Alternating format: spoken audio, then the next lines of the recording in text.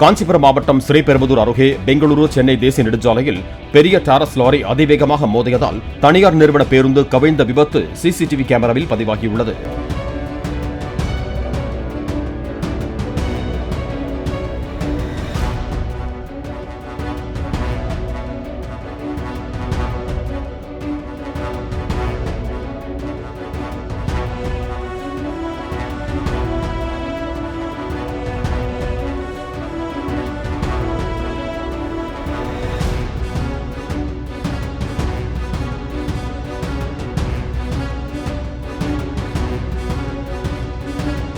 தனியார் நிறுவன ஊழியர்களை ஏற்றிச் சென்ற பேருந்து கண்டலம் பகுதியில் யூ டர்ன் செய்தபோது பின்னால் வந்த லாரி மோதிய நிலையில் பேருந்து கவிழ்ந்து சறுக்கியபடி சென்று சென்னையில் இருந்து பெங்களூரு நோக்கி சென்ற கார் மீது மோதியது.